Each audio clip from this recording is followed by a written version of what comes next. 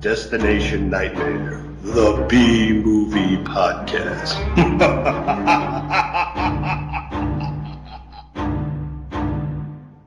So, yeah, Torture Garden. Torture Garden. How'd you end up, thinking about this one? I did. I said, you know what? We haven't seen a good anthology Yeah, in a okay. while. And I know, like, we've either you have done previously or we've done a bunch of them.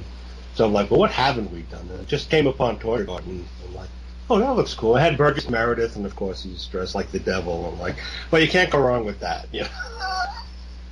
Yeah, I think on the other show that I used to do, we did Tales from the Hood. I remember we did Tales from the Crypt. Mm-hmm. We might have done some other ones too. I don't remember. There were so many of those old shows, but yeah, this is an early one. This is what, 67? 67. Didn't we do House That Dripped Blood, or did we talk about doing it? I don't remember. Yeah. These start to blend, you know. I don't remember. Did we do it, or did we do it on the other show? I don't remember. I don't think so. Okay. I don't think we did, but I know I've talked about it before on some on Something. old slow robots or something like that. No, is there another one that they did? There's some really crappy anthology movies that Yeah. we never did Tales of Terror, that Corman Poe thing, even though this has a Poe story in it at the it's probably the best story in the anthology, but no, I like anthologies usually. I like this movie good enough. It was very talky. Yeah, it was, and it was Robert Bloch who was a writer who wrote Psycho famously. He was a writer of Psycho. Yeah, so it had a sort of different feel than the Hammer anthology. Yes. And yeah. And Bloch was one of the, what do you call those guys? The Arkham House guys. Yeah. Was Howard and. Yeah. Was Lovecraft involved with those guys at all? I don't know if I know he wrote to a lot of writers, but I think I don't know if he was part of the group. Okay. He was kind of a weirdo. Oh yeah, we're real weirdos. Yeah. I think both his parents went insane. I know his mother ended up in a madhouse. I don't know about his dad, but it's like there's. Yeah. I don't know if Howard was. I mean, Howard was Arkham. I think Howard was Arkham House. I think Howard was involved with these guys. Yeah. But I didn't remember if Lovecraft was or not. But anyway, yeah, Robert Bloch, and it was produced by Amicus, who was American producers who went to England to make Hammer-like movies. Right. And they did another one before this. What was it? What was the other one before this? Dr. Terror's House of Horrors. Yeah, the first one they did was Dr. Terror's House of Horrors. That one was starring Cushing, and this one was starring Burgess Meredith and Jack Palance, and Cushing was like third billed or something like that. But yeah. I remember this movie, hearing ads for this back when I was a kid, because it was one of those, the first 50 cars that come to the drive-in will get free Torture Garden seeds. Grow your own Torture Garden. Yeah, that was the gimmick, and I'm like, I remembered it, so it must have been effective. There was these other ones that were like, the first 50 cars that come to see, let's say, House Night of the Living Dead, will get a free corpse, and the corpse was like a chicken. Whatever. Oh God. There's still drive-ins in your neck of the woods somewhere. Yeah, there's a couple. There's one. I know there's definitely one up in the Allentown area somewhere, or north. That's semi-famous. Yeah, it's one of the first ones I think they ever had in the U.S. Oh wow! And I think how we show old movies, 35 prints of old movies. And like somewhere around your area, maybe more towards Philly, or they have this thing called the Exhumed Films Marathon where they do 24 hours, one theater of like print. They get prints of all these weird old movies, but they don't tell you where they're going to play. When you get there, you get like a you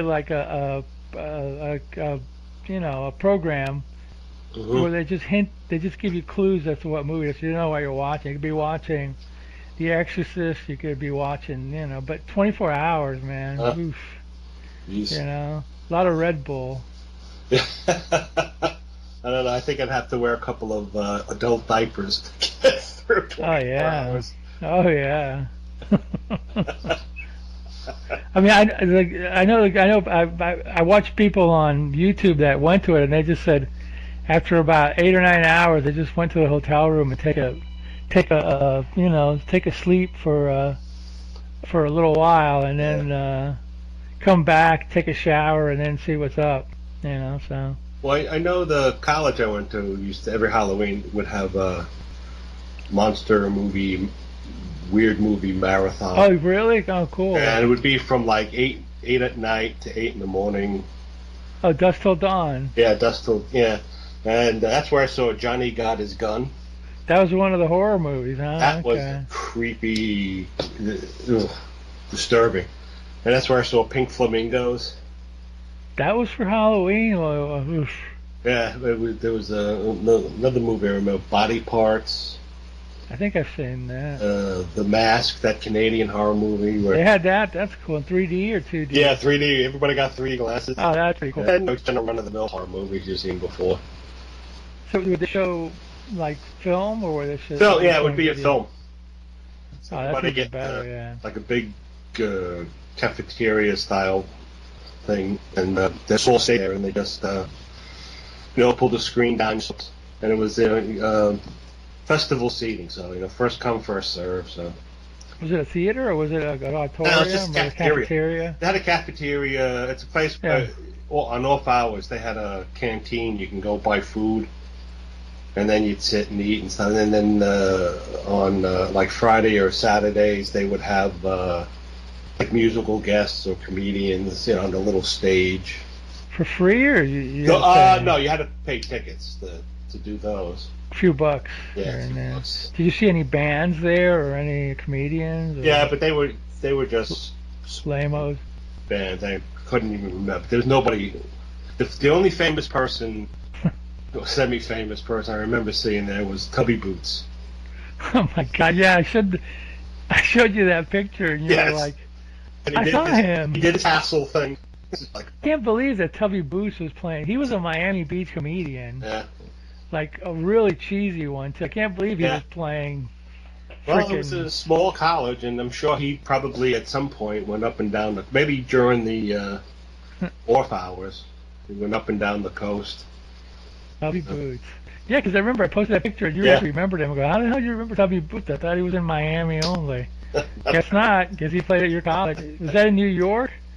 Yeah, New York, on the east Wow. end of Long Island. Yeah. Wow, so New York, Miami, same thing, kind of like, they all these guys move back and forth or whatever. So, yeah, that's pretty cool, man. So, yeah, this movie, Torture Garden, was 67. And Burgess Meredith was already playing the Penguin Yeah. on Batman. So, every time you see him, it's like, wah, wah, you're Yeah, thinking of that. he in this movie he pulls out a long Yeah. cigarette holder with a cigarette in it. I'm thinking, and I'm like, that's the Penguin, not the devil.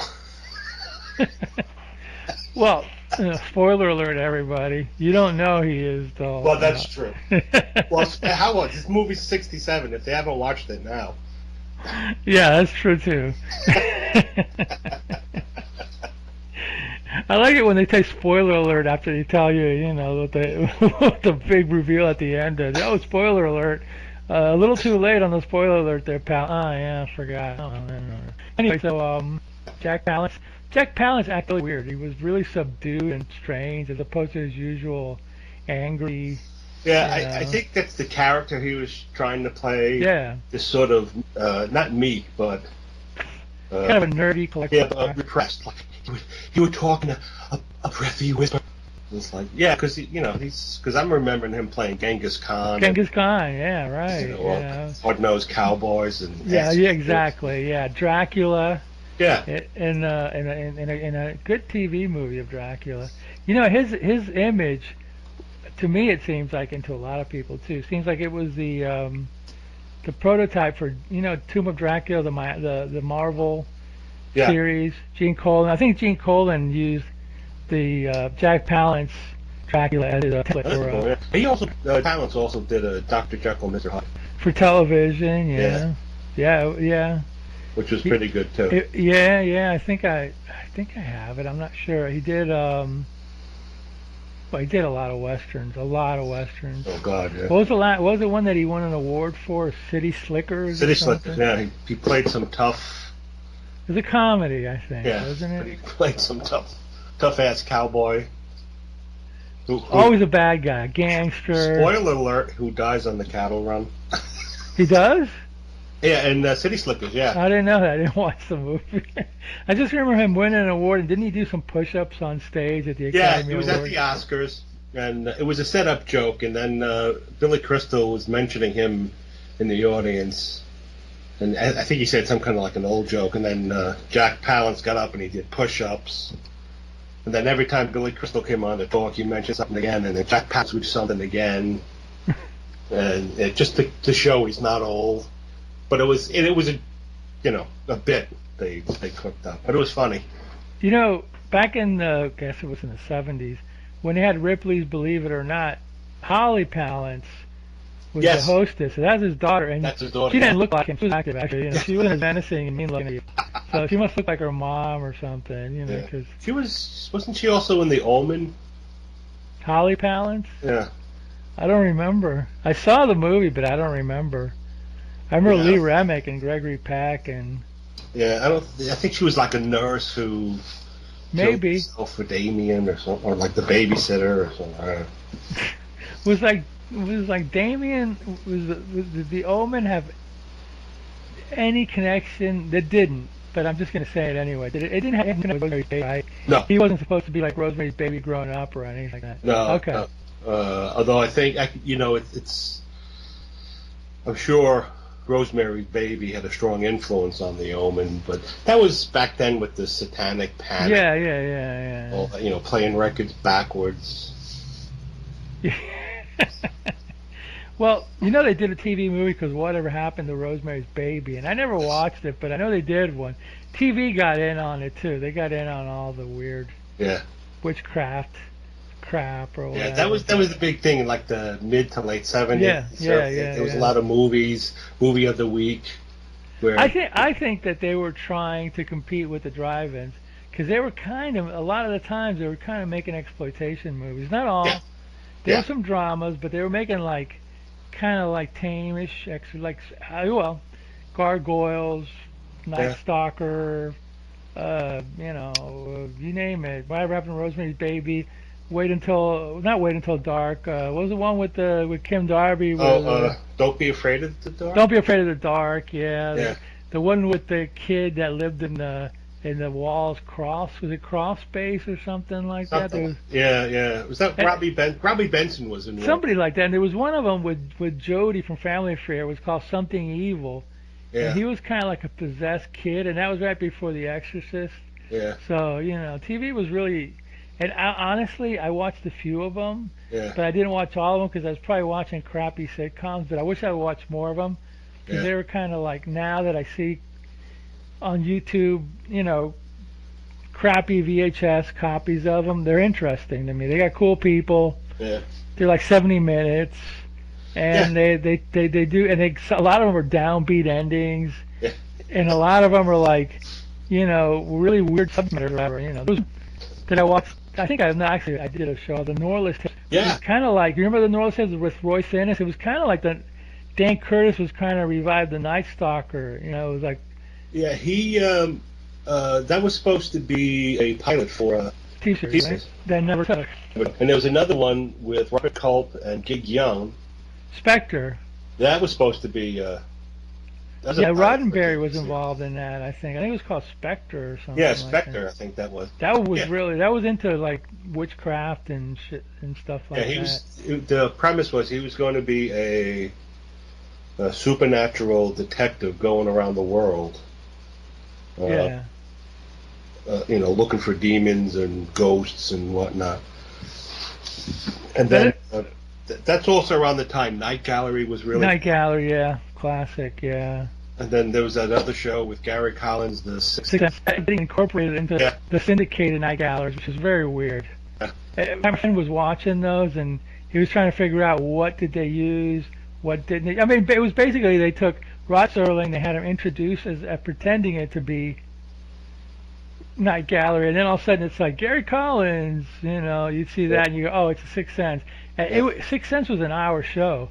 They cut it into a half an hour for that. Yeah, they really did a lot of heavy editing on some of those shows to the point where sometimes they're like, "What the hell's going on?" Yeah, Night Gallery went 3 seasons. The last season was only, I don't know, 12 episodes or whatever. I have the first season. I wish I would have bought a box set with all of them. But anyway, they never include the Sixth Sense. Now there's no, I don't think there's an American version DVD box set of the Sixth Sense. So it'd be nice to see what they did and what they didn't do. right. But some channel, I think it was Comet TV, they were showing the Sixth Sense Night Galleries. And my friend was watching them. He was really enraptured with them, and he actually got a book on Night Gallery, but the book on Night Gallery doesn't talk about them. Huh. So they're kind of like red-headed stepchildren or something. I don't know, It was maybe basically it added was- to the package so Yeah, like a syndication slow could have producer. 100 episodes. Yeah. Because I think that's like what they want for syndication. They don't want like 50 or 60. Usually they want 100 so they can do like whatever. Right.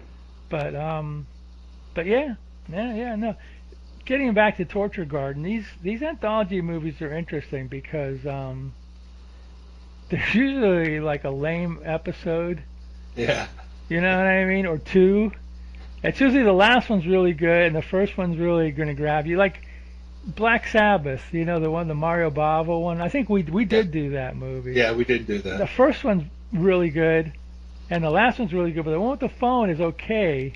But in reality, in the Italian version of it, the one with the phone is the first one, Right. and then they move. And I think the one with the old lady who's dead and comes to life, that's the last one. So it's interesting how they, juxtapose them in America and over here. But there was a British movie called Dead of Night. That was one of the first anthology movies, a British movie, and it was one of the first ones with the talking ventriloquist, the evil talking ventriloquist dummy. Oh yeah, I think we did that one, didn't No, not watched that one. we? Okay. We might have done we did, Devil Doll, did we? No. We never did Invasion Wait. of the Doll People, did we? The Mexican one, the Doll People. I Yeah, think that one we did because I remember. we did the Doll People. Okay. Yeah. Yeah. Well, that's in the same ballpark. Where that whole ventriloquist dummy thing has been done. Yeah. Another friend of mine wrote an article about it for a magazine a few years ago. But anyway, the anthologies are really interesting because I like them. You get a lot of different stars and tell different stories. But Yeah. in reality, some stories are better than others. And this whole genre went on through, the 70s. I remember seeing one in the theater called Tales That Witness Madness, and it wasn't that great. But you're talking like 75. There was other ones like The Uncanny that had a lot to do with cats. And this one has to do with cats too, actually. Yeah. The first episode, anyway. But no, these are they're I like them. So Yeah, you kind of feel like you're getting more story but you know what it is? They're shorter stories, so they don't have a lot of time for filling. no, So you don't but they see do have like, to cram a lot of plot into this little and you don't 20-minute usually, segment. Because some of you got like a real lousy film, you'll see a guy driving for like 20 minutes or around Moscow for 20 minutes, and you're like, this is just padding. Get to the movie, get back to the movie. Oh yeah. So I think with the anthologies, because they have a shorter time, they just cram everything in, and it's just then you watch and then you're done, and then the next one comes up, watch and done. My favorite one still is Tales from the Crypt, probably because at that point in my life I had never seen an EC comic book, and I read about and they promoted it so much, and then when I saw it at the theater, my local theater, I was really impressed with it.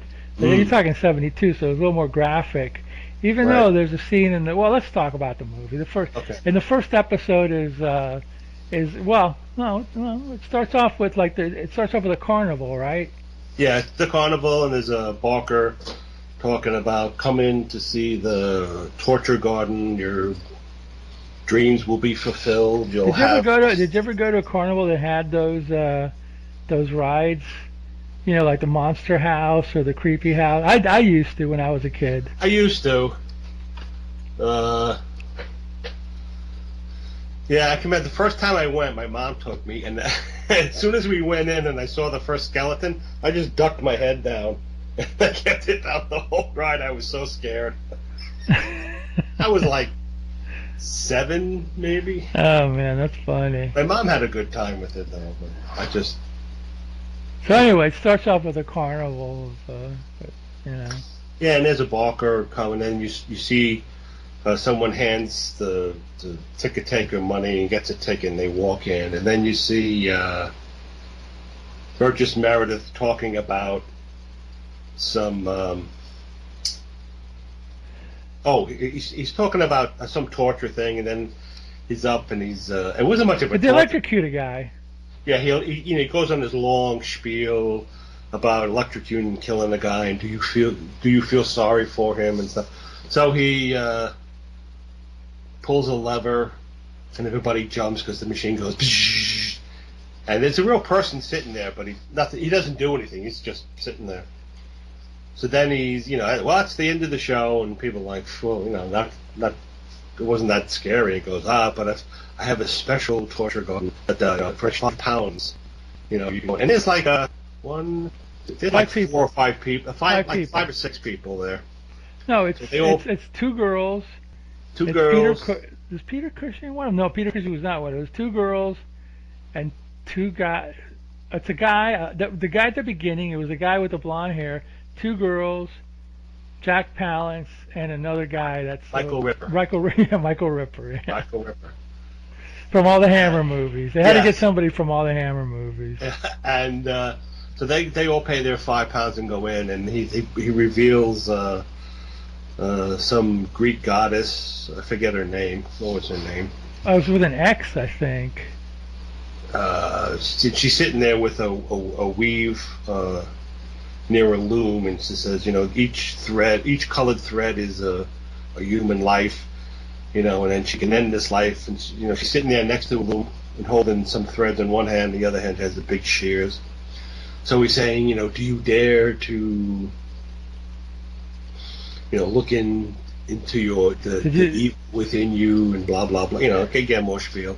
So he gets the first guy to look into the shears, and he kind of hypnotizes them, and then that begins the first story.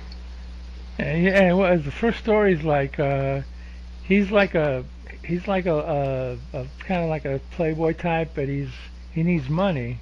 Yeah. And he goes to see his uncle. I think it's his uncle. And his uncle's like on his deathbed or whatever, Yeah.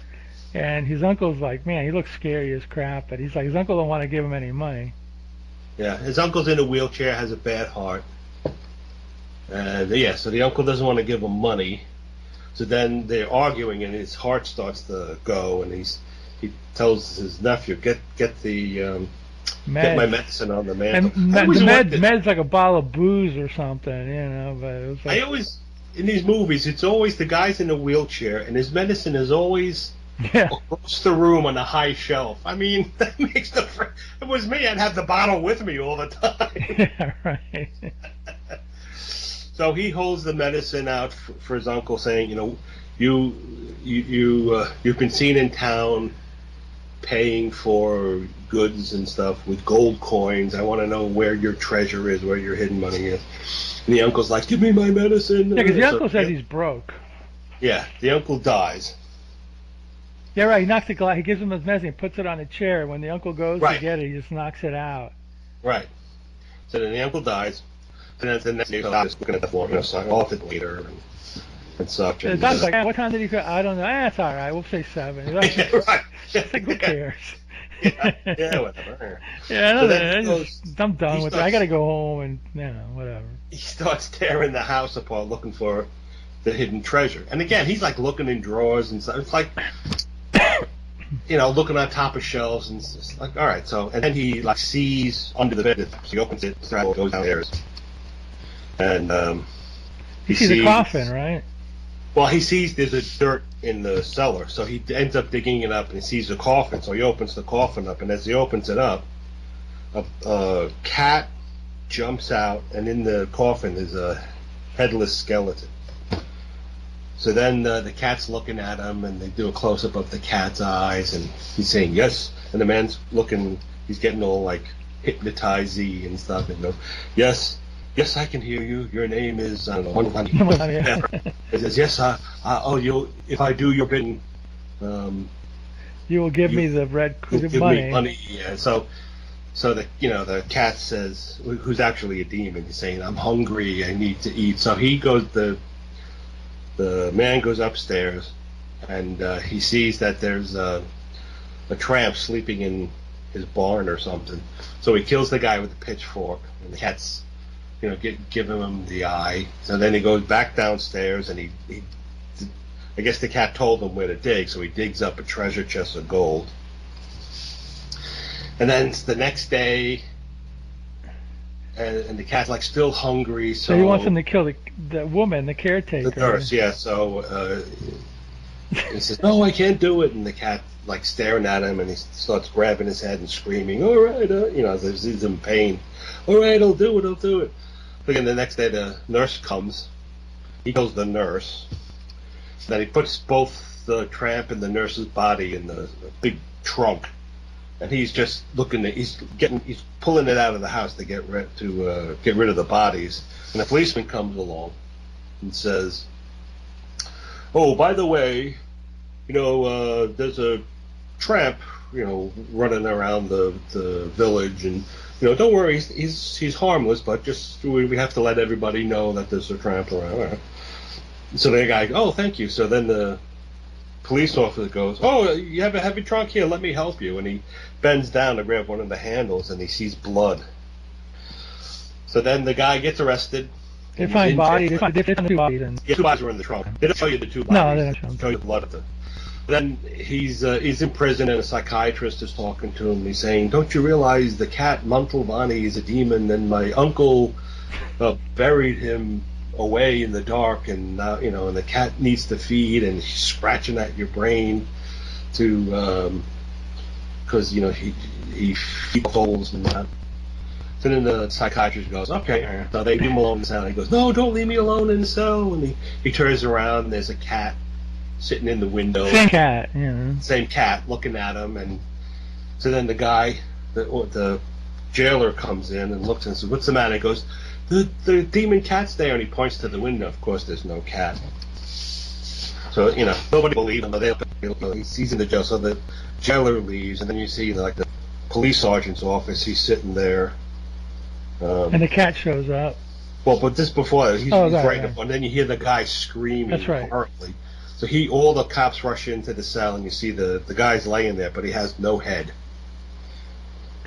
And so like, oh, so then the police sergeant goes back to his desk and he starts writing. Then he hears a cat meow, and he looks, and the same cat is sitting on the chair in his office, and he's looking, and suddenly he starts like rubbing his temples as if the cat is talking to him again. Yeah, because the cat gets in your brain or whatever. And then you hear it flashes back to the torture garden, and the goddess closes her giant pair of scissors, and the guy kind of wakes up from his dream and says, "Oh, it was just hypnosis, you just stricken me," and stuff. And Burgess Meredith says, "Oh, none of your dream was true," and he's all like cagey and like, I don't know. There lies another world, the sinister world of Dr. Dr. Diablo.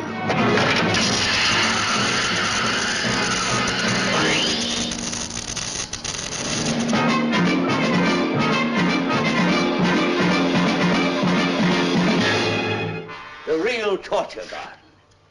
It is not for the faint of heart. No, what you find there will be more terrifying, more horrendous than your deepest, darkest dreams. Who has the courage to try it? You, Jack Palance. Have you the courage to face fate's heaven store for you?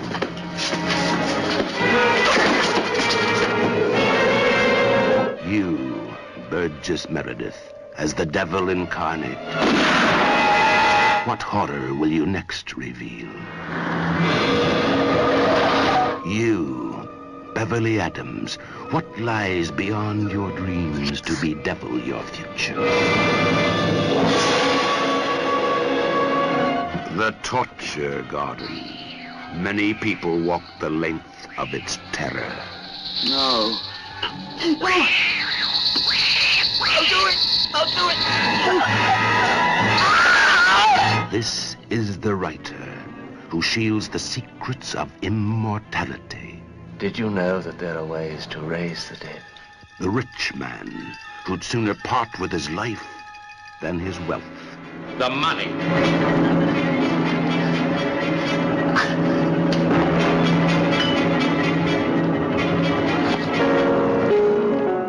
The torture garden. It's where the devil calls the tune to play a concerto of fear. There's a man out there with his head all... No!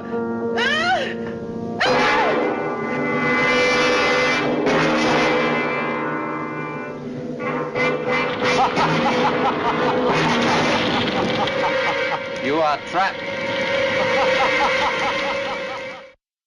Yeah, so the next episode is the Hollywood episode. Yeah.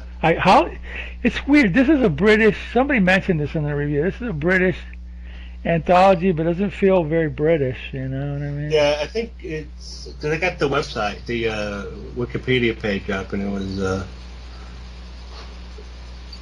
was... Columbia Pictures was providing the budget, which is why Jack Palance and Burgess Meredith were cast. I think they wanted Christopher Lee too, but they decided... Yeah, they wanted Peter Cushing and Christopher Lee. So I'm guessing Christopher Lee would have played Jack Palance's role, and Peter Cushing would have been Burgess Meredith. But they already did a movie before this or after. It's called The Skull of Marquis de Sade. So maybe, I don't know. I guess they wanted Americans. I think Amicus was American company. I mean, it was Americans, so, you know. Yeah. Yeah, they, like you, I think you said that. They an American company, but they made movies in England. Yeah, they did a lot. They went from the early 60s all the way through the late 70s, I think. I think they did some of those Edgar Rice Burroughs movies, too. Yeah, yeah, they did those, too. You know, so they did a lot. They were kind of Hammer-like, but still, they were okay movies. You know, they had good budgets. They were good. So. Yeah. But yeah, this one had a lot of, like, Beverly Adams, the brunette in this? She's American, too, I believe. Mm-hmm. Jack Palance, Burgess Meredith. I think most of their other ones were. Robert Hutton's in it too. I think he was American. Yeah, he's American. It seems like in the late '60s to late '70s, early '80s, a lot of American people went over to England. They went to Europe, not just England. They went they went to Europe, Italy. Shoot, Clint Eastwood, man. Yeah, that's true. You know? And, in fact, when he, I think after he did the film, he didn't think the movie Good, Bad, the Ugly was going to be a hit, but he did it anyway. And no, this one was A Fistful of Dollars. He didn't think it was going to be a hit. Good, Bad, and the Ugly is the third one that he did. That was a long epic. The first one was Fistful of Dollars for a few dollars more and Good, the Bad, and the Ugly. Okay. So and he was kicking around Europe a bit, and when he came back, he was surprised that he was a big star because of movies. Because a lot of it is because of music in those movies too. Well, music it was the whole package. You know, Yeah, and then oh, his yeah. character, this sort of a Dirty Harry of the Old West. Yeah, before Dirty Harry, but yeah, Yeah, yeah. But that means that Morricone movies made a big difference. yeah, But at any rate, yeah. So, yeah, a lot of Americans. Well, I read somewhere that by the '60s, a lot of the studios. And I might be wrong on this, but I read about a lot of actors in the '50s and late '60s were being released from their contracts right. from the studio, so they were free agents. So they were on their own to hire their own agents and get whatever. And a lot of them went to Europe because I don't know, they got money, nice vacation, you know. Yeah, And yeah, they made some good movies and a lot of, you know, TV movies. A lot of movies. yeah. Because all those Europe were like American money, Italian money, Spanish money, German money.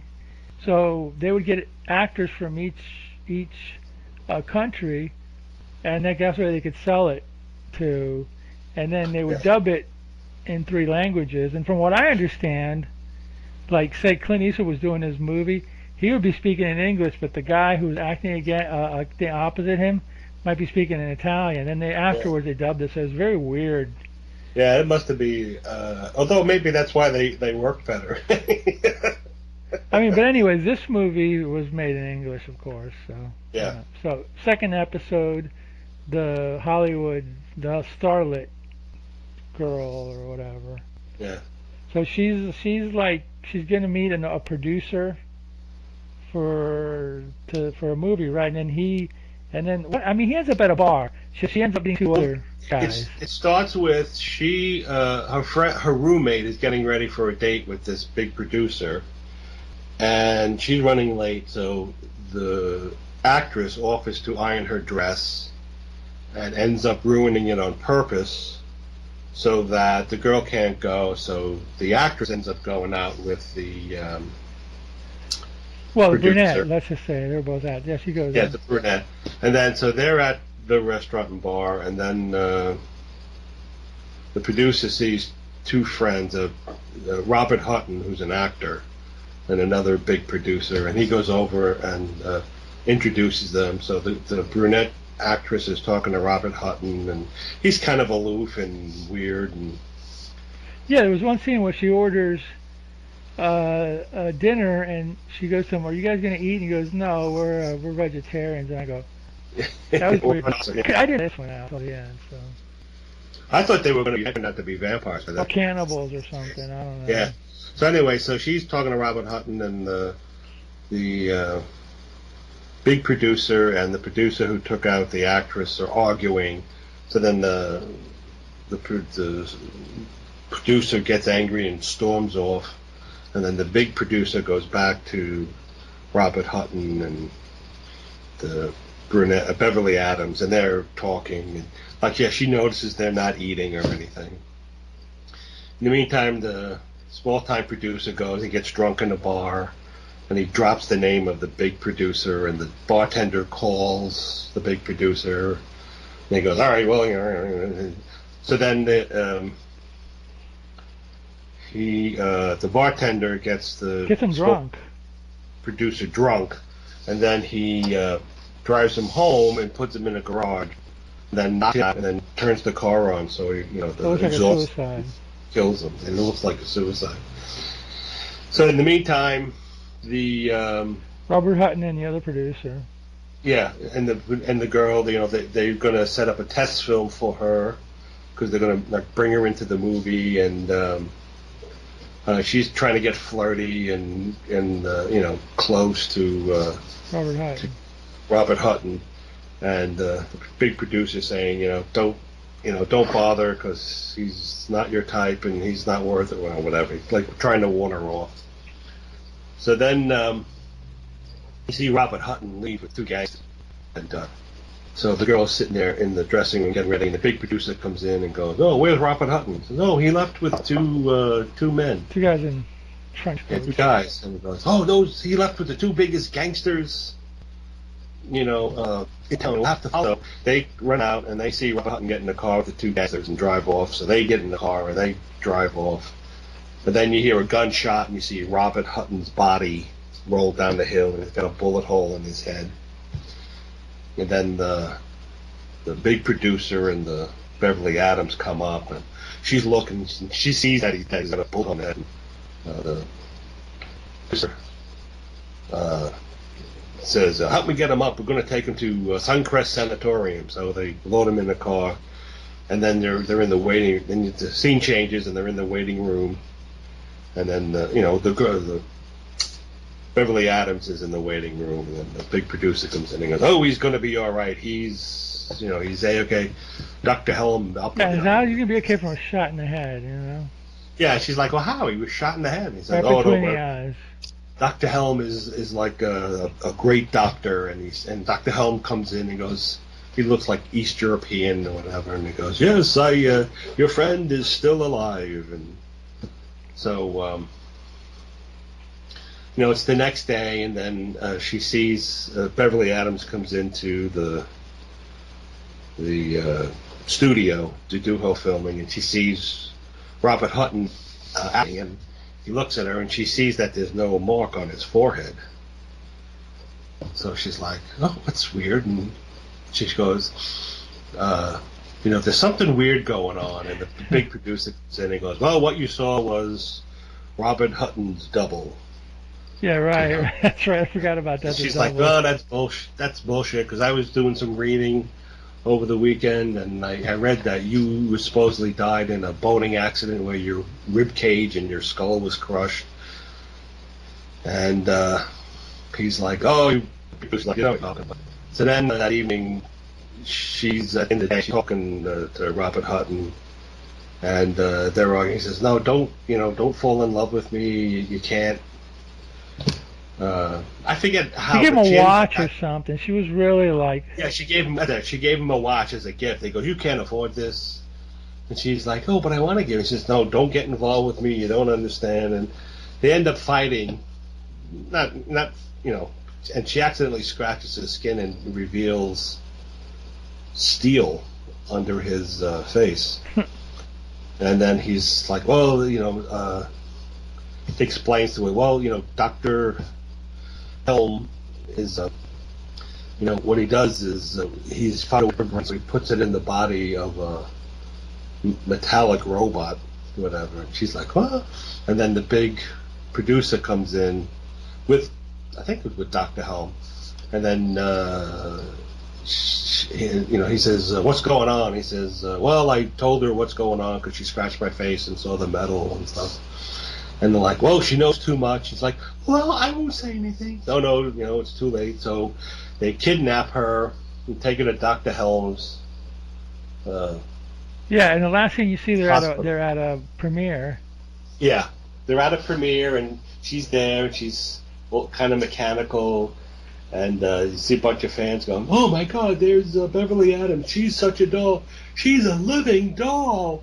And then Beverly Adams is just looking blankly off into space, and I mean, I wasn't expecting that, so it got me. I mean, that was. Yeah. I mean, I don't think it was great, but it was different. It was kind of, maybe it was a little jab at Hollywood actors being a bunch of robots anyway. I mean, yeah, probably mannequins, robots, or whatever. Yeah, the movie's on right now. There's a scene where she's coming in, and she's just like, she's got like her face all painted real white, and she's just like staring blankly. She's good. She really looks a lot more robotic than she did in the earlier scenes or whatever, So yeah, she's very pretty too. Yeah. Yeah, I guess the premise of this movie is that like Meredith talked about Rick's comment earlier about like, well, people die and then sometimes they see their past real quickly before they die. Yeah. These are memories of the future. Or he the calls past. them. Yeah, or the past. So he's giving like this different planes of existence thing, and I'm like, wow, that's some deep stuff for 1967 or whatever. For a kid watching it at the summer movie club or whatever. Yeah, and she's at one point he says something like, "These are warnings." Yeah. For things that may occur, and it's sort of like if you look into your soul, and look at your evil part. It was, that kind of existential Yeah, stuff. weirdness sort of, but the whole thing about like you're different, your past and your future. So, it's like Right. okay, getting kind of metaphysical on me here, but it's like I said, for like a 10-year-old kid watching this, you go, huh? Yeah, that's true. This was directed by Freddie Francis, by the way, who was mainly known as a cinematographer, Academy Award winning cinematographer, and he did a few of these movies. So he's very good, and the movie looks very nice and all that stuff. So got to mention Freddie Francis in there. I think the music guy, I think the Hammer music guy was involved in this. I think I saw Philip Martell. He was one of the Hammer music guys. So they did, they got Cushing and they got they Ripper, and they swiped a few people there to give it that that kind of Hammer look to it or whatever. But it's more Americanized than a Hammer movie, no doubt. Yeah, and I think because of that, it seemed less ghastly. I think so. I think so. But the one thing about the Hammer movies, they didn't shirk They back. didn't spare the blood, and they were good at showing the boobs too. Yeah. Well, that's true. So anyway, this is interesting because usually anthology movies have 5 stories. This only had 4. Right. So the third one was the piano one. Right. I'm kind of lost on this one, so can you please explain it to me? Because I was kind of like, huh? I think that one, this reporter is interviewing this piano. I do want, before I'm sorry I do want to mention something about these movies. The audio is sometimes really low, so you got to turn it up to hear it, and then all of a sudden when the music comes up, it goes incredibly loud, so it's like, holy crap. So and it's a very talking movie, so I got lost a little bit on it. So at any rate, yeah, the piano one, she's a reporter. She's interviewing this world-renowned pianist, and he's a weirdo and a loner, and a mama's boy, and so she wants to marry him so that she can be the wife of a famous. She falls in love with him. Impresario. Well, but she's selfish. She's trying to get pull him away from his piano. So he loves playing the piano, and he calls the piano the Greek name for music. And he has a big portrait of his mother hanging in this big empty room. It's just the piano, and he talks to the piano, and he plays beautiful stuff, and she's like, "Oh, it's just a piano. It's just wood and metal and string and stuff." She says, "No, he's to him it's more alive." And I got the impression that his mother, because his mother gave him the piano, was the soul of the piano or something, possessed the piano. Yeah, I see what you mean. Yeah. So she's no doubt. Yeah, definitely. Yeah. That's the more she got her claws into him and tried to pull him away from being which is funny because at the one time she wants him to be, she likes that he's the world-renowned concert pianist, but she also wants him to pay more attention to her, and she's pulling him away from practicing and stuff. He's falling in love with her, and the piano's getting jealous. Yeah. So then she's like, "Well, let's go away. You're overworked, and he can't play the piano anymore because the piano's angry." So he goes to pack, and then she hears music playing. So she walks in and thinking it's him, and the room is empty. It seems empty. And she's looking around, and suddenly the piano goes by door in the corner room in the shadow. Moves and shuts the door, and it starts slowly moving. It's playing the death. It's playing the death. So she's backing away, and suddenly the piano gets her close to the window and pushes her out the window, and she falls to her death. That was strange. That was a strange one, yeah. That was strange. Although I kind of... Interesting, but strange. It wasn't unfamiliar, but it was a strange one. Mom spirit and the piano as the domineering mom. Yeah, okay, all right, yeah. It was definitely weird. I mean, Robert Bloch's a good writer. Some of his stories just a little bit strange sometimes. But he did a lot of television too, So. Yeah, he was very prolific. He wrote a lot of stuff for Twilight Zone. Alfred Hitchcock, Twilight Zone. Alfred Hitchcock, yeah. Maybe some Outer Limits. I'm not sure, but you know. Yeah. And he still kept writing, Yeah. fiction about the. Well, he wrote Yeah. Psycho, like we talked before. Yeah, he wrote. Yeah, that's right. He was the writer of Psycho. That's Very his most prolific. famous one, I think. Yeah. Anyway, so then we get to the last one with Palance playing the nerdy, the Poe nerd. Yes, the nerdy Edgar Allan Poe collector, and he's in England, and he meets Peter Cushing, who's the Poe collector. He has all sorts of Poe memorabilia First and manuscripts. and he's Does Cushing also talk about having unpublished things too? I think, or yeah, that's towards yeah, I don't know if he mentions it then, but he says, "Oh, when you're in America," and he talks about books. Yeah, he wants to buy this first edition. He says, "No, it's not for sale. But I have a big collection." And Jack Palance starts like apparently- naming off, "Oh, that book's worth $50,000, and that's worth $50,000, Yeah. and yeah. So they're sort of bonding as Poe experts. yeah." And so Peter Cushing says, "Oh, when you're in America, you should come visit me." He says, "Oh, you live in America?" I think it's the town where Poe was born. Baltimore, or whatever. Yeah, something like that. So the scene shifts, and then Palance. Jack Palance goes and visits him, and he's getting, and he sees all these like really wonderful Poe memorabilia things, and he's getting sneaky, so he's trying to get he gets Peter Cushing drunk, and Peter Cushing goes, "Oh, well, as long as you're here, I'll show you some of my really great Poe memorabilia." So he takes him out there. He's showing Poe first drafts, manuscripts, and then he's showing unpublished manuscripts by Edgar Allan Poe, and Jack Palance is like beside himself with awe, and he loves all this stuff. And then he's oh, what's in this gold box? This doesn't look familiar. And Peter Cushing, puts his hand down and says, "Oh, that's You can't let's go look upstairs." at this right now. He's trying to get him upstairs. And then Jack Palance is getting suspicious, so he looks at the watermark on the paper, and he recognizes that the unpublished manuscripts are in Poe's handwriting. So he looks at the watermark, and it's like 1962, and he says, "Well, that's impossible." And Peter Cushing's like, "Well, it's just a trick of the light." And That's right. so yeah. then Jack Palance goes, "I see 3 keys here. What's this third key to?" Is it to that door? No. So Jack Palance goes, grabs the keys, and goes to open the door, and He knocks Peter Cushing out, right? knocks Peter Cushing aside. Oh, before that,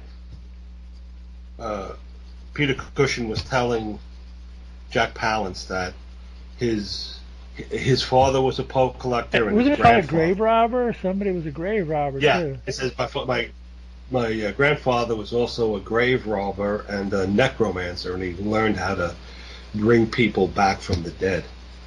And then Jack Palance is getting all freaky, and then he opens the box. "Oh, it's empty. You're lying to me." And that's the whole thing about fighting and opening the door. He opens the door, and He there's knocks a Cushing out, circle. opens the door. Does he knock him out, or does he kill him? It's unclear. I mean, you could say knocked out, although there was a scene where you look down at it, and it was kind of quick, and I didn't catch it, so he may be dead. I don't know. But He goes in the room. he goes in the room, and on the floor is a goat head in a circle with all magical symbols. And then he hits some button, and this desk opens up from the wall and reveals an inner chamber. And There's Poe. there's Edgar Allan Poe. He looks dead at who's, first, but preserved. he's dead, and he's brought back. So then he goes, "Oh, Edgar Allan Poe is all like morose and stuff," and Jack Palance is like, "How can I release you?" And he says, "Well, you can only release me like a life There for was a some life." deal with the devil that he made or something. Yeah, and he says, "If you can release me by fire," and he says, "Well, if I release you, will you tell me the secrets?" And anyway, and getting back to that manuscript, just to go back for a minute, it was probably Mark Poe was still writing. He was still alive. Right. Yeah. The implication is that at first you think Peter Cushing's forging the things. But then he begins to realize, after that whole necromancer and bringing Poe back from the dead, you realize that Edgar Allan Poe was brought back from the dead, and he's still writing. Those are the old manuscripts. So and Jack Palance goes into the to the little tiny room where Poe is, and he sets the place on fire. Right, because Poe says, in order to free me, you have to you have to take my place with the devil or whatever. Yeah, something. Yeah, and release me by fire. So he sets the place on fire, and so it's like Poe says, "Oh, by the way, if you release me from my contract with the devil, you have to take my place." So then the room goes on fire, and then you see Jack Palance walk out, and he walks into the cellar where they are, and then suddenly that all goes up in flame, and then the scissors close, and you're back in the torture garden with Burgess Meredith. And then Burgess Meredith turns to Michael Ripper, and he goes, "Well, what about you? You want your story?" And Michael Ripper's like, freaks out, and he freaks out, and then he runs over to where the fortune teller, whatever lady is, and he grabs her head clippers, for lack of a better. Yeah. And he jabs them in Burgess Meredith. Right. And Meredith is like sitting there dead, and everybody leaves. Everybody freaks out and leaves. And then Meredith is like, all of a sudden he starts laughing, and he just turns to the camera and he says like, "Ha ha ha! They think they could have got me." And now he's like got devil horns and. Well, before that, Michael Ripper, after he freaks out and everybody runs out, and then he calms down and goes, "Oh, that was a good show," and he puts and he changes. That's right. I his forgot coat about that. Yeah. To go out into the thing again, and then Burgess Meredith gets up and says, "Oh, that's good. I think I'm good." Stuff, and he's got the fake. He's got shears. They're in like sight. He didn't really stab him. So then he puts the shears back, and then Jack Palance is sitting there, and he's lighting his pipe, because he's smoking a pipe all throughout this, and he says, "I thought I recognized you." And then they're talking. Michael Ripper gets spooked, and he like runs out of the torture garden. So then Burgess Meredith and Jack Palance are talking, and Burgess Meredith says, I can make a special kind of contract. Yeah. That's right. And basically it's like Jack Palance realizes that Burgess Meredith is the actual devil, and he's offering him, and Jack Palance lights his pipe, and he kind of looks at him and then walks away, and then Burgess Meredith goes, "Well, you win some, you lose some, and not everybody who comes." It's something like, if he says something, then he turns to the camera, and what about you? And then when he turns to the camera, then he's got all the devil horror. Right, yeah. So it was sort of like, oh well, Jack Palance didn't make a deal with the devil, but would you? And then the credits come up, and that's the end. Yeah, then the credits go. Kind of cornball. It's kind of cornball, but it's 1967, Yeah. I mean, it was okay, I guess. Yeah. I mean, it was good for its time, Yeah, it was fun, Cool and people in it. Yeah, actually, the way some of the stories ended was not the way I expected. Yeah. That's what made it enjoyable. I think because at the end you kind of expected Jack Palance to sign a solo, but instead sort of walked away knowingly. Yeah, and down coming to life, that was weird, Yeah, and then like the guys, instead of being like cannibals, they're robots, so they can stay alive forever. So, it had some good story endings. It wasn't as scary or creepy as some of the other. And that might have been a fault of the director, maybe. I don't know. Francis was a good cinematographer. He was a decent director, but maybe if like Terence Fisher got a hold of it, or somebody a little more, that had a little more style, maybe as a director, it might have been a little creepier. I mean, yeah, the first one did have beheadings in it, but you don't see any of it. You just see the from a different angle or whatever. So, Yeah. Yeah. yeah. I mean, they all were different. I mean, I didn't expect the storylines. I mean, this is one of those that if you're really interested, you should watch again and maybe pick up on some of the nuances because there was a lot of yapping going on in this movie. But I kind of enjoyed it. And now talking about it makes me think about it a little more and kind of enjoy it a little bit more. You know what I mean? And the fact that it was short stories always helps, like you said. Yeah. Yeah. Sometimes you'll watch a movie and it's just padded out too long, and yeah. It could have been like 45 minutes or 60 minutes, but they have to stretch it to 90 or sometimes 3 hours. Like with some of these. We have we like short attention span theater here. Most of the movies we watch are padded. Today's movies are padded. Today's movies should end at a certain point, and then they create another storyline to tack on another 45 minutes.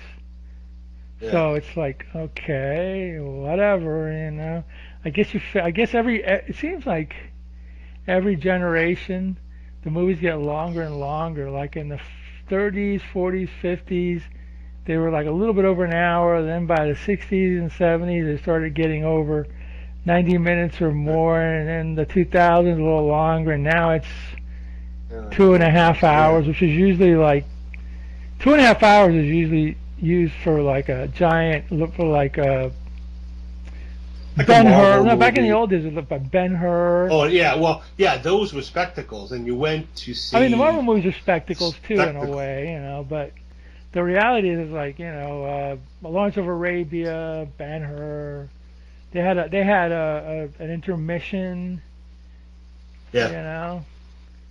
Yeah. Nowadays, you're in there for 2.5 hours, whether you like it or not. I mean, they're action movies. They're usually something's going on. You know what I mean? And granted, the Marvel storylines are pretty convoluted anyway. So.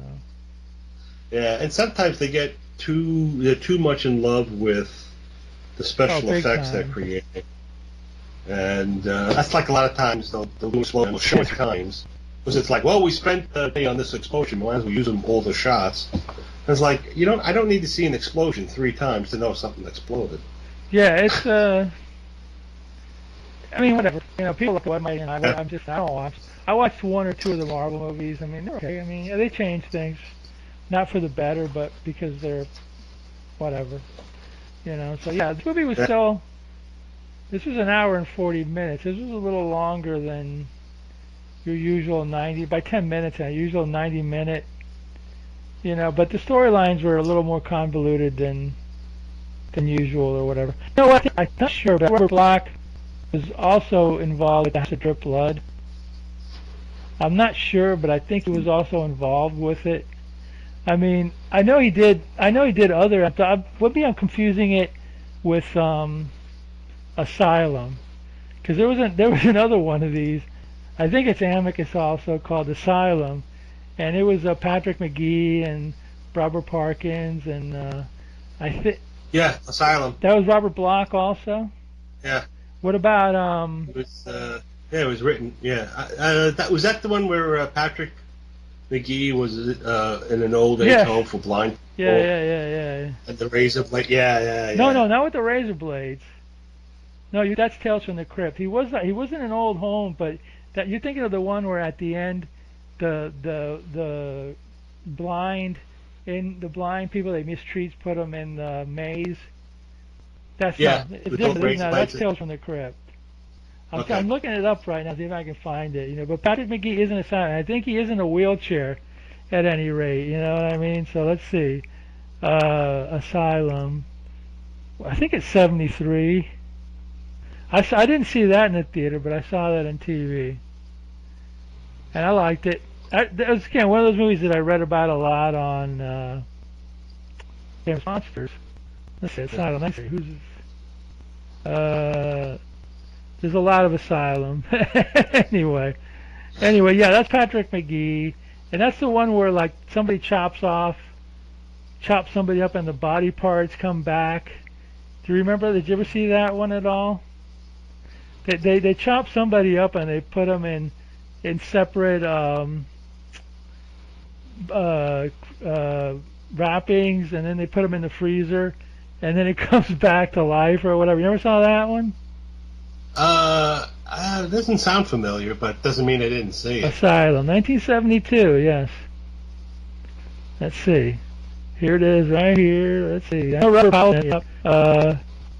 Let's see. It's Amicus, obviously. You know, I think Hammer had stopped doing all these. Let's see here. I'm trying to find the credits. It's tough time. It's easier to find credits. Oh, here we go. Barbara Parkins. Oh yeah, Robert Bloch. I was right. But this one was directed by Roy Ward Baker, who was a Hammer guy.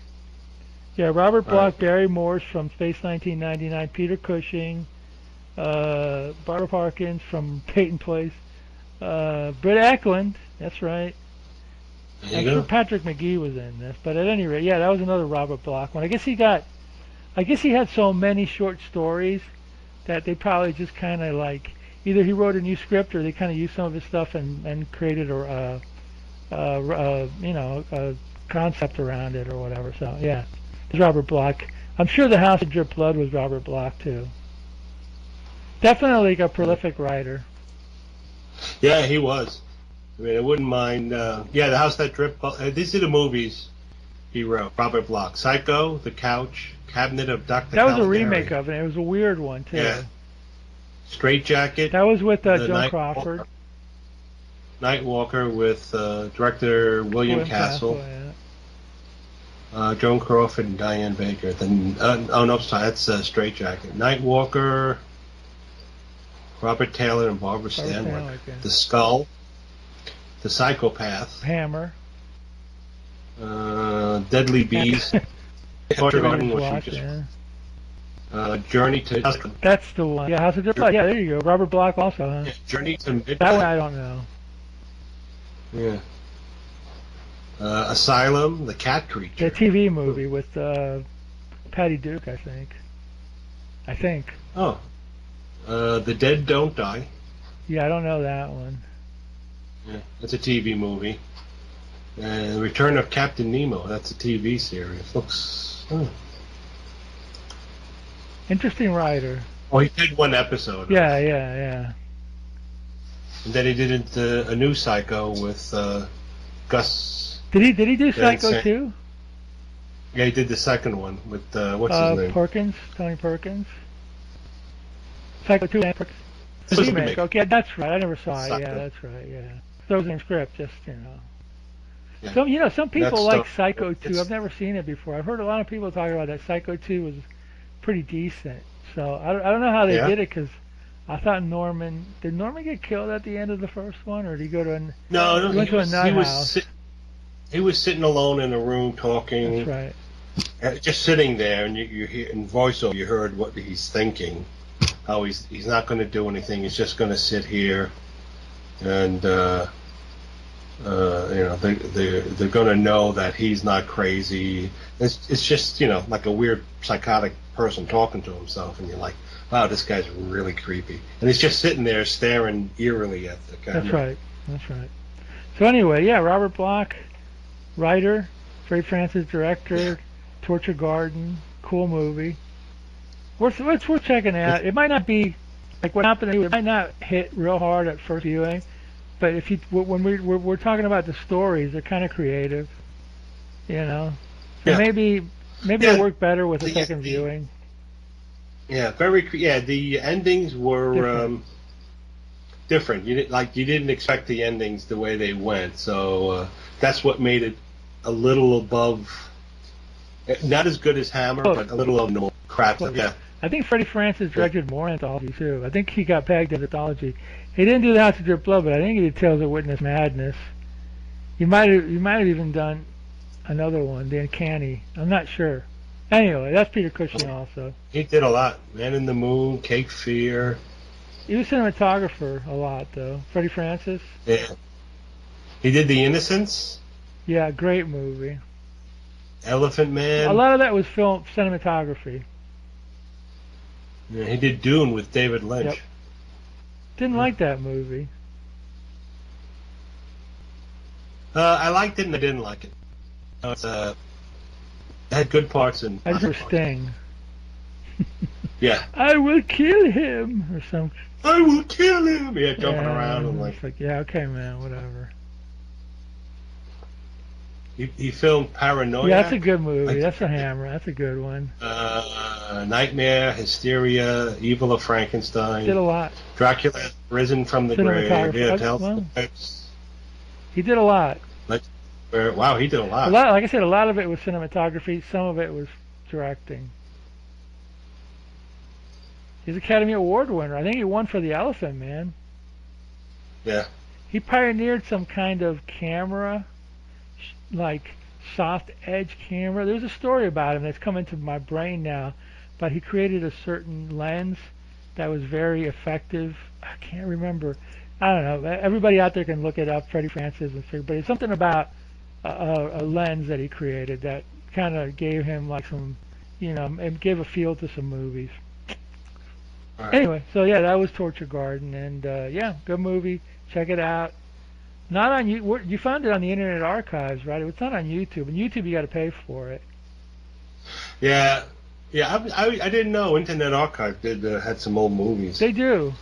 And they also have some old comic books too, and magazines and comics and yeah. It's an interesting. I don't think all this stuff. Internet Archives acts like this stuff is public domain. I don't think this stuff is public domain, but I don't know what their deal is. But I guess everybody's I guess it's like one of those. If you join, you can upload. I don't know. This was definitely. Yeah, because I think some of the scans are like regular people, like professional scanning houses. Yeah. But this, I thought this was on YouTube, and it said buy or rent, and I was like, nope. We'll be back in a couple of weeks with another classic, or non-classic, or piece of crap, or I don't know. We'll see how we can. Yeah. I remember when I used to do Slow Robot Man. I remember Mao used to hate me sometimes over the movie. I used to get like such dirty looks. I was like, well, you do. Horror movies is a genre where a high percentage of it isn't that great. So it's just looking for cheap thrills. You know what I mean? So. Yeah, exactly. Well, he always wanted to do end of the world movies. And that and kung fu. And kung fu movies, yeah. Who have 3 different plots: one school attacking the other school, Japan versus China, and I forgot what the third one was. It's usually some kind of, well, not always a romance, but I just remember a lot of them was one school fighting another school. Yeah. Okay. It happens. I think it happens in real life too. They want to see who's the toughest of them all. But anyway, All right, so we got to go. Yeah, I'll pick the next movie, and I'll make sure it's really great. Okay.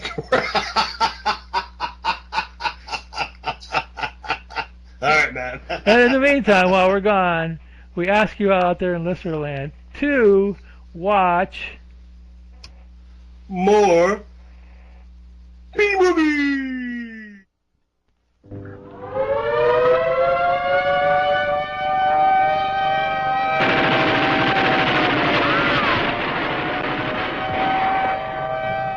Why'd you set up the brake? Because I can use you.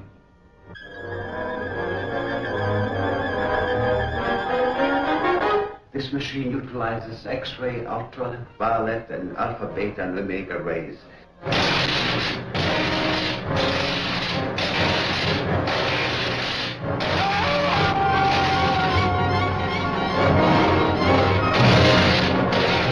This man is a killer. Mad with dreams of fantastic power. We're conducting experiments requiring fissionable materials. That's atom bomb stuff. The government has that locked up tighter than Fort Knox. You'll work for us faithfully, or you'll be turned over to the authorities. I understand there's a reward of $5,000 on your head. No money is safe. No man is safe. Nothing stops the amazing transparent man. Into army-guarded secret government vaults he goes.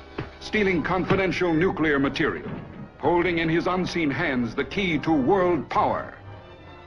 But the amazing transparent man wants first vengeance. If I choke you hard enough, you'll bring me back.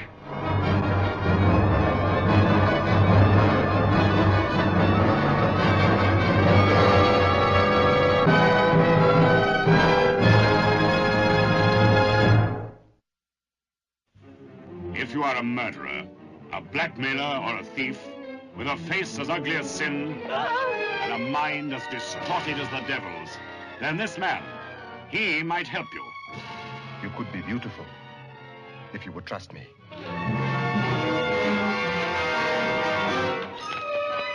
Think twice before you join his circus of horrors.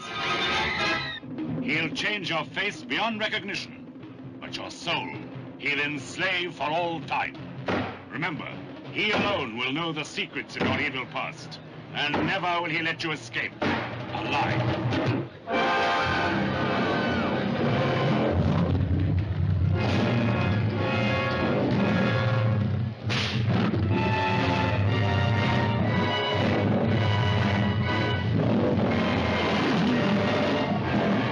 Anton Diffring as Dr. Schüler, who rose to glory in a trail of blood.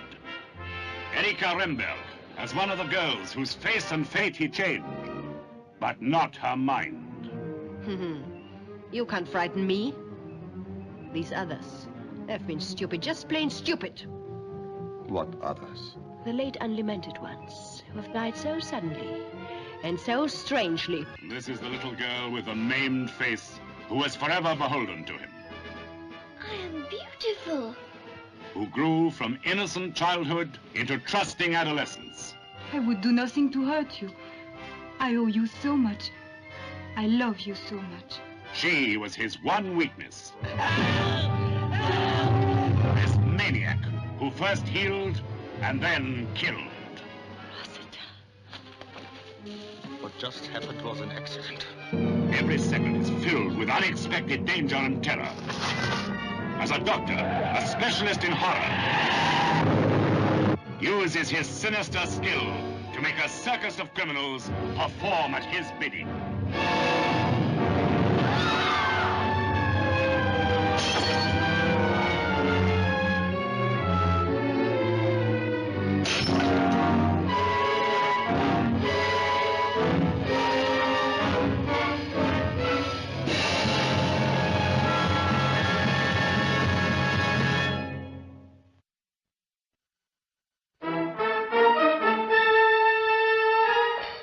Everyone knows what this is, but few of us know what throbs underneath. And I know. I wrote the story of Underworld USA. My name is Sam Fuller, and in order to back up my story, I had to get facts. Well, I dug deep, and I got the facts. Facts that uncovered a world of vice and crime. And that's why Underworld USA has to be seen. Because this world, with all its quiet brutality, is a threat. It's a threat to everyone, everywhere. I told you once we had a national setup, we could form a government of our own inside the USA. And we did. But we won't stay big if we lose our grip. The guns of gangland speak and tell the story of today's march of crime. Excitement that rips through the curtain of organized vice, the labor rackets, gambling, drug traffic, and the big bosses who govern this empire of evil. There they are. That's my job. Now those are the 3 punks I'm gonna get. Punks? You call them punks? Why, they're better got it than the President of the United States. And you're gonna get them? Here, too, is the story of people caught between the law and the lawless. Call him and tell him I'll pick it up and I'll deliver it. Call him and tell... Living as though every minute could be their last. Some women, when they kiss, blush. Some swear, some bite, some laugh, some cry. Me, I die.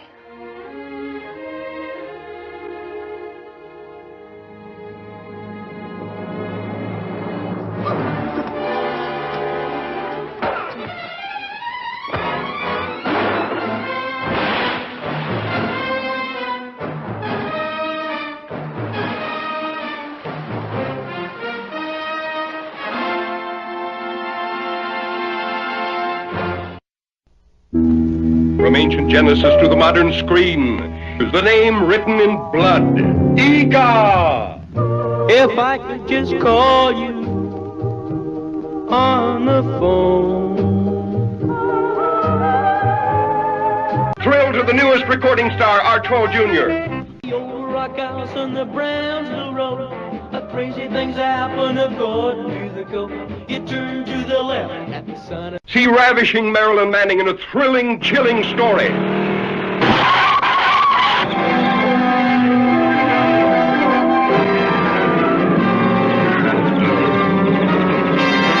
last of the prehistoric giants sees his first girl.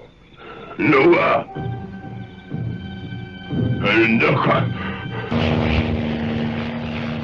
Curious newsmen search deep in giant country for the last of the ancient cavemen. See a tough giant tamed by the soft hands of his captive woman. See him sacrifice his ageless beard for her love.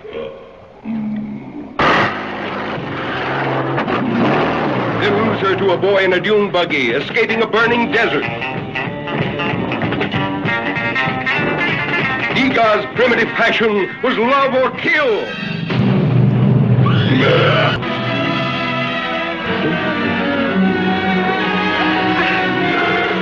Hear Iga talk, the ancient language of love, used at the beginning of time.